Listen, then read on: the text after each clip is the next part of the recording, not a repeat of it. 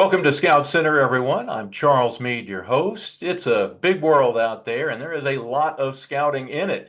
Bobby Ray Williams, volunteer from our council, and he recently represented Capital Area Council at the 43rd World Scout Conference in Egypt.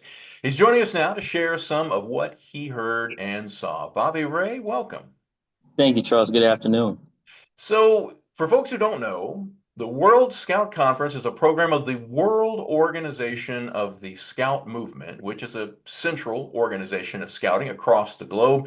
Now, Bobby Ray, you were one of 2,000 scouts and scouters at the event. What was it like to witness and interact with people from, I believe it's 176 countries, and Yeah. all of them connected by scouting?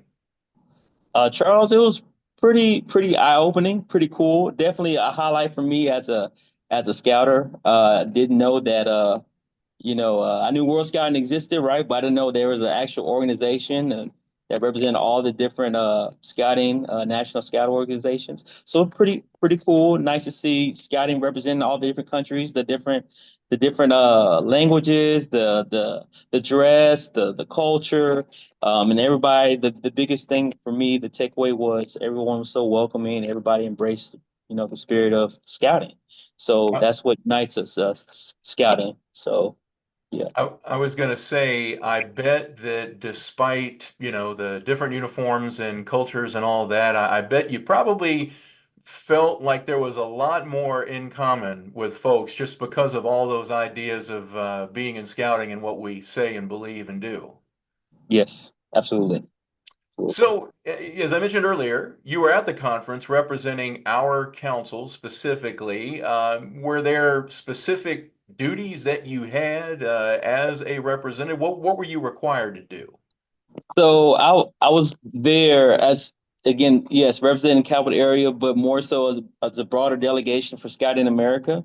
And so they had two different roles you could serve in. One is either a delegate, and that's one of the scouts or scouters that you get to actually vote on the actions during the World Scout Conference, or an observer. That's what I was fortunate enough to be, just to kind of watch all the proceedings to see how things happen, to go to the sessions, talk to different leaders.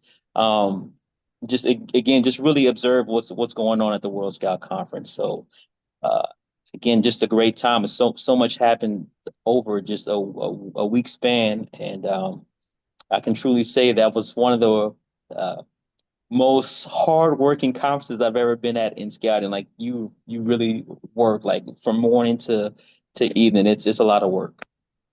So, and a lot of news came out of the conference, including there was an announcement that there are now 57 million scouts around the world, and that's a record high for the program's 117-year history.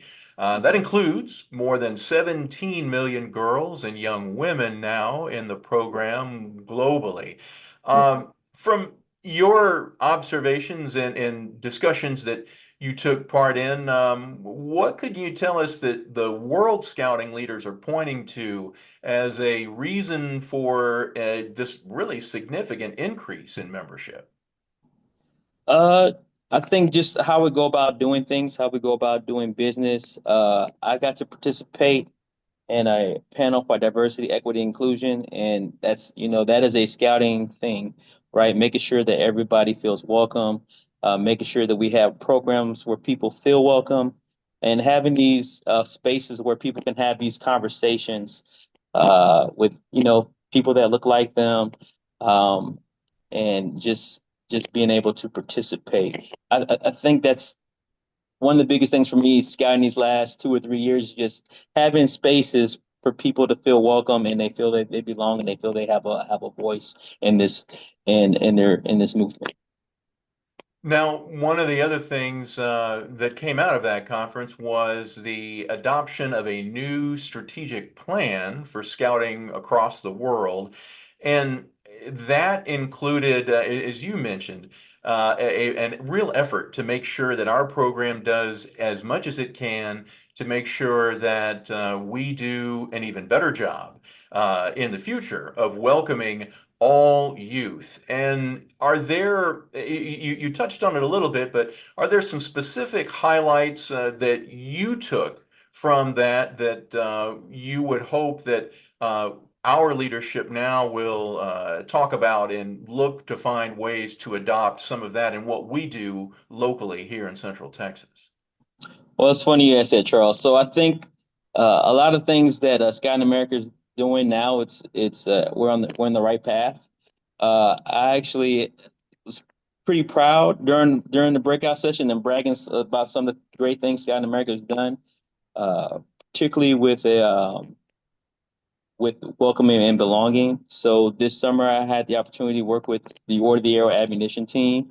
And if you're familiar with the ammunition team, it's basically an adventure team, if you will, of scouts and scouters that represent different communities, Scouts of Color, women in scouting, LGBTQ, also known as Arrow Pride, and Scouts with Disabilities.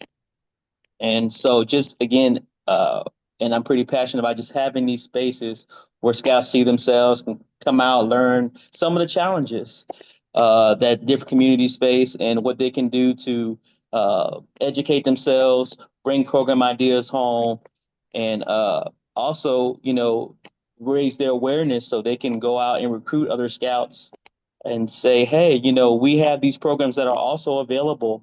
And whatever we can do to help facilitate or be accommodating, we have the resources. So that was a proud moment for me while we were in that breakout session. And so they had a lot of scout leaders saying, "Oh, let's we like that.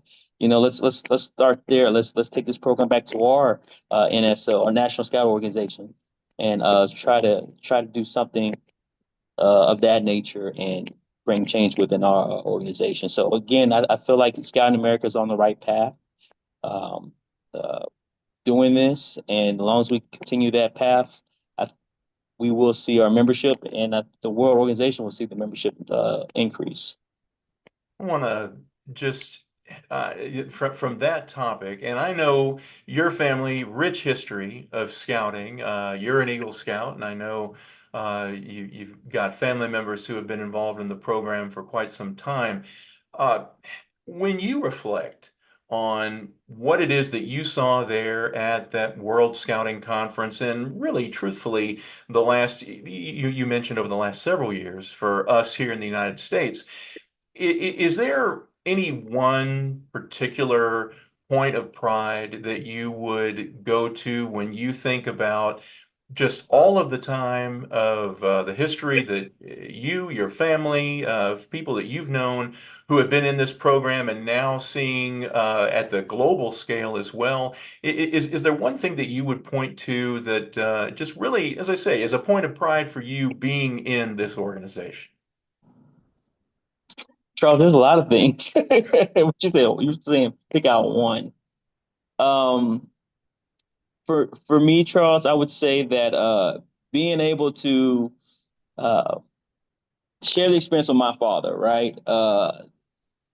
Being able to have that parent support you through scouting and support you like from being my cub master or scout master one time to standing on the sideline, see me develop as a young adult and push me and let me know, hey, you're doing a good job.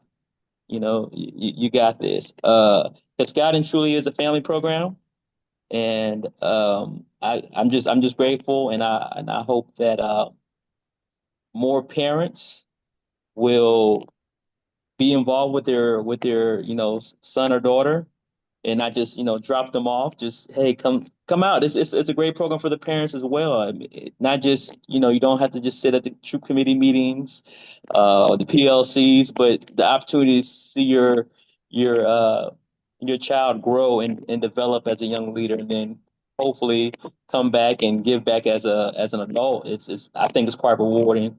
So again, just having my father tag along is pretty cool, Charles. So Yeah, well said. My dad was my scoutmaster for several years, and I know he continued to serve for a lot of other young men at the time, only in what we would call the Boy Scout program. Of course, now Scouts BSA. So let's circle back then when we were talking about specific to the World Scout Conference. I think most people, when they think of international scouting, they probably are thinking primarily of the idea of a World Jamboree. And of course, it's going to be in Poland in Yeah, 2027. And at the conference, it was announced that Denmark is going to be the host in 2031. Uh, correct. I know you have had the privilege and pleasure of taking part in a World Jamboree. For you anyway, what would you say is the biggest benefit of attending one of those events? Being able to go to, being at a camp and being able to walk down a couple feet and see somebody from a totally different country, right? You're not able to do that at a National Scout Jamboree, and to be able to sit there, talk with, scouts that have some of the same beliefs and just learn about them, learn about the country, learn about why they love scouting, what makes scouting special to them. It's just a very unique opportunity. I- my first world was 2007. And, I think as I got older, I learned about the World Scout Jamboree much later, the National Scout Jamboree much later in life. And uh, maybe my father's a little thankful because it saved some money. But, just had I learned about those opportunities sooner, I think I would have jumped on them a lot earlier. But again, the World Scout Jamboree is just being able to go out and connect with, again, people that you don't get to see every day, talk to every day, the language, the the way to do scouting, the games. It's just a totally different dynamic that you don't get to have. We don't get to have that all the time. I got to So, imagine some of the food is pretty incredible oh too. yeah, the that's one of my weaknesses. Oh, isn't it for us all? Yeah. Well, so to kind of wrap up, you've described a lot that went on and memories and things that stuck out to you and opportunities that you had there as a part of this World Scout Conference. Is there, it doesn't have to necessarily be a piece of business. Maybe it was just one memory or something that you saw that really stuck with you and will continue to do so. Um, is there one sort of lasting memory or experience from your participating in the World Scout Conference that will stick with you now and forever?